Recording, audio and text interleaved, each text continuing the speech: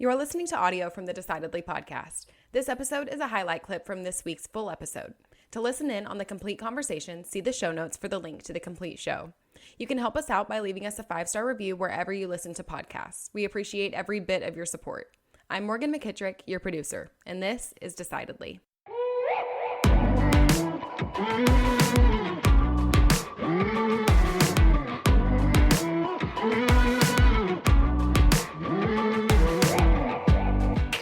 They don't like when their algorithms are busted. They everything they do is on a policy or a protocol or an algorithm.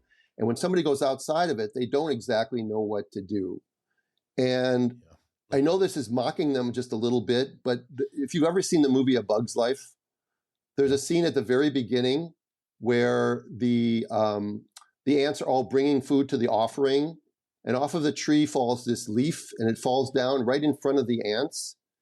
And the ants get in a big panic, and they don't know what to do because their system has been disrupted. And then one of the ants goes up on a rock and says, "Calm down, we'll go around the leaf." And they figure it out. But the medical model has yet to figure out that what they're doing isn't what women want. And so after 24 years in the hospital setting, they didn't want me to be there anymore. They weren't going to renew my privileges. And it was untenable for me to stay there. So I started doing home birthing. And for the last 12 years, I've been doing home birthing.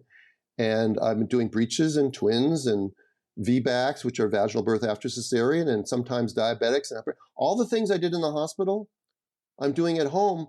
And it's because you can think out of the box. When you're in the box, you can't think out of the box. And now, is that the being boxed in, is that a function of the hospital system, the pharmaceutical industry, or is it a function that most of these hospitals are large organizations? Larger organizations are going to have a tendency to be more bureaucratic with their policies. Yes, it's all those things. It's one, the way the doctors are trained. It's true that, the doctors nowadays are trained to be employees. They're trained to be sheep and not shepherd. 50 years ago, you had Marcus Welby, you had Dr. Kildare, you had all these bold doctors doing things on TV. But now doctors are trained to be employees. And so they're employees of a big corporation, or they're on a panel for an insurance company of Blue Shield or Blue Cross. And if they step out of line, they're going to lose their Blue Cross contract, or they're going to get kicked off of their staff, or they're going to get fired from their HMO. And so they end up keeping their head down. It's sort of the thing you saw. Why don't people speak out in businesses when there were mandates to vaccinate people in order for them to keep their job? I mean, coercion in any form is never acceptable, but in medical ethics, it is absolutely unacceptable. And yet you see it at every twist and turn. Oh yeah, there's a great value in being independent. I think in an advisory or a care role, sure, there's some value in having the resources of the large organization, but kind of like you, I made a decision myself to be an independent advisor, and that was hard. It was hard to say I'm going to leave all support systems. I'm going to leave. I don't have the ability to attach myself to a big brand name. That could hurt the prospecting for new business. Ultimately, what caused me to make that decision and take that leap was to say, you know what, the independence is going to provide me the best opportunity to do what's right, because I know when I think a decision needs to be made, I can actually do it. I don't have to answer to anybody else other than the person I take care of. Yeah. I mean, Sanger, that's exactly right. In every profession, that's right. Just an example I often use when I talk about this is, if I have a microscope in my office and it breaks, guess what? I go out tomorrow and buy a new microscope. Yeah. If you don't have to submit a 5-page form and wait for 3 committees that only meet once a month to come to a conclusion, and then get several bids, and then it takes 8 months. So meanwhile, for 8 months, you can't make diagnosis. Yeah. and I can't work in that true. System. Yeah. I think there's a lot of wisdom in looking at the decision you made, Sanger, to say, I want to be able to control my own destiny. And you and I have talked about that many times as part of a larger organization, if they're big organizations, even in the financial services industry, they've got to put down rules and guidelines for the masses. For the idiots. Well, I don't want to say for the idiots, but they've got a It's lot of only people. the idiots who ever cause those rules to be made. Okay. If you had a hospital full of angels, Okay. there's not going to be very many rules. You'd have to have smart angels too. Right. Okay. So if you had a hospital full of competent, benevolent people, yes, and nobody was dumb, nobody was greedy, nobody was immoral, nobody was vengeful, nobody was envious, nobody was prideful. If you had a hospital, a bank, a school, whatever, a government full of people like that, you wouldn't have to have those rules. We wouldn't have to have laws. No, you wouldn't. But the reality of it is that you don't have that ideal situation. And Yeah, so so here's my question. When you look at many of those rules, whether they're compliance rules, policy and procedure rules, they are there ultimately for risk mitigation. Now they're there, I think we can all agree they're there primarily not to protect the patient. They're there to protect the institution. Right. And so, right. Yeah. Bravo. Right. So when you look at separating from that organization, there's going to be an inherent assumption of or assumption of risk on your part, because now you're saying I'm going in violation of the prescribed methodology. I'm going to take this patient and we're going to do it a different way. Isn't there an increased level of risk that you're assuming doing that? And how did that factor into your decision making? That sort of risk, there had to be some risk mitigation thought process that you went through. Are you asking me? Yeah. Sanger? Yeah. Okay. No, well, both of you, but I'll talk to Sanger offline. Okay. Well, this is, first of all, that was brilliantly said. I really want to have a beer with both you guys later. But when you look at these policies that are put in place and you say, is it risky to be outside of those policies? And I would say it's the opposite. I would say that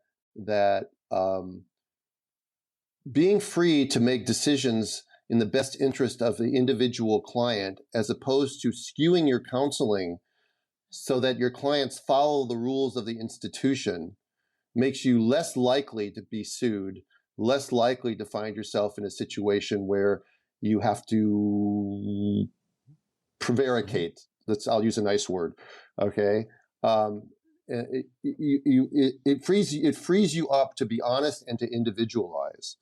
And when you work within a system that is where the rules are, as you said, are made by the risk management department, these are people that come in and work 9 to 5 and never are in the hospital at 2 o'clock in the morning when a decision has to be made and certain things are supposedly have to be done. And if they don't get done, they come in at 9 the next morning and then yell at you for not doing them.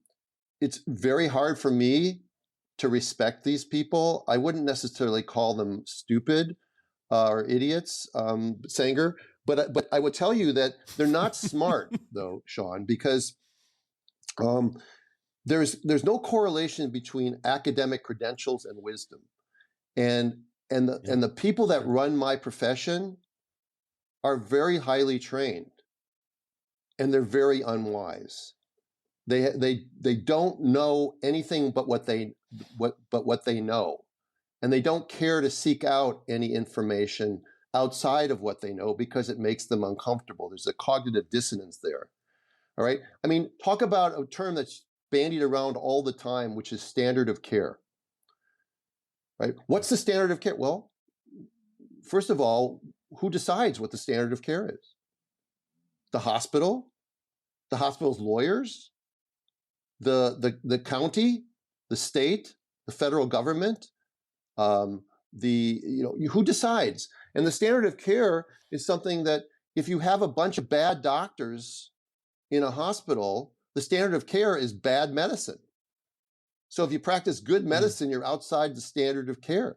If you practice what is I don't like to use the term evidence-based because evidence can be good or bad. But when you practice things that are scientific, that are like breech birth is my big thing. It's very supported in the literature. and yet it's vilified because it's not the standard of care.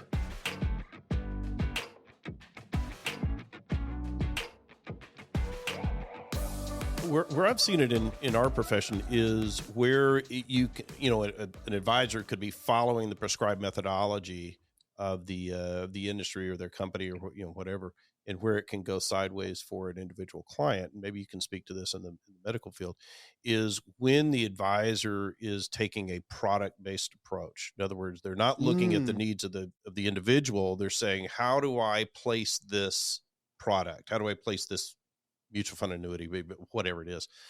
And everything is then designed cleverly to lead to that outcome, right? Right. All the systems, all the processes. It's interesting to hear. Right. They'll lead to that. It's interesting to hear you guys talk like that, because I am in such a bubble of my own world. But when you said that, it just reminds me of the American College of OBGYN puts out a newsletter every week or so, and in the newsletter sometimes they'll have things about counseling people on vaccines. And there's a vaccine called the Tdap vaccine, which is tetanus, diphtheria, and pertussis. It's recommended by ACOG to give to all women at 28 weeks pregnant, even though it's never been tested in pregnant women. And they came out. Well, the same thing with the COVID vaccine, but we won't even go there. I'm just using Tdap as an example. They came out with a statement about how to counsel women who were reluctant to take the Tdap and the flu vaccine. And at the end of the statement, it said, I'm paraphrasing here, but if the woman decides not to take the vaccine after you've counseled them, then you must have counseled them wrong. They actually say this. Jesus. And they've said it about the COVID vaccine as well. But they actually say that, as opposed to maybe the person has a different philosophy. Because no logical person could ever not want to do this thing that we say. That's right. They're so confident in their position. There's an old saying. It says, "It's not my skepticism that should bother you. It's their confidence." And one of the things you asked me is like, how do I deal with something? I'm in a comfortable position. I know what I'm an expert at, and I know what I'm not an expert at.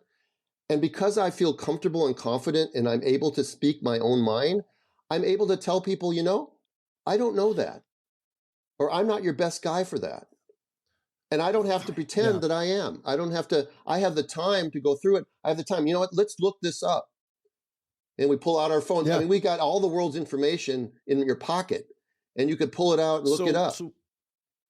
So when you look at risk mitigation, when we're focusing on decision making, part of decision making is risk mitigation. When you look at risk mitigation, you've got to go to your fact sources, and in your industry, that's going to be organizations like the AMA, the ACOG, CDC, right. Those types of things. Yeah, all of those. So in the current environment, and I'll say, at least for me, up until probably about a year and a half ago, if the CDC had said something to me, I would have followed that blindly. I mean, yes, that's what they're saying, and I will do it. Yeah, right? I would have done anything they said. I'm probably, and I don't think I'm alone, I think I'm probably 180 degrees from that now. Yeah, I've been.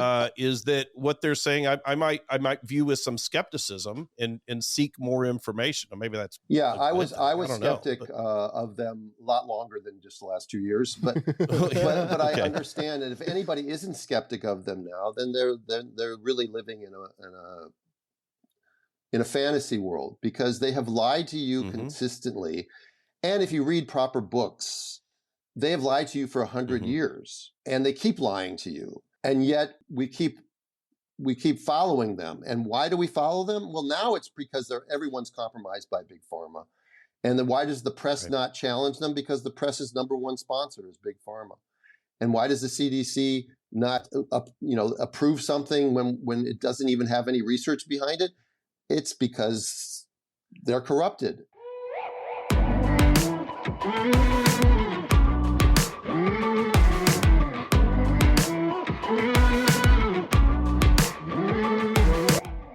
Thanks for making the great decision to listen in to this week's episode highlight. If you want more of what you just heard, see the show notes for the full episode. As always, for the latest decision-making tips, find us on decidedlypodcast.com or on Instagram at decidedlypodcast. And be sure to sign up for our weekly newsletter from the link in the show notes. Don't forget to leave us a 5-star review as well.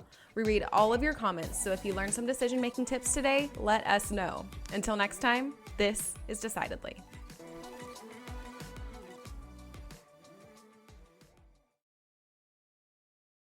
Insights, advice, and comments provided by Sean Smith, Sanger Smith, and speakers identified as part of the Decidedly podcast should not be considered recommendations. Speakers not identified as members of Decidedly are expressing their opinion, and their statements should not be construed as reflecting the views of the Decidedly team. This podcast is produced solely for informational purposes, not personalized advice.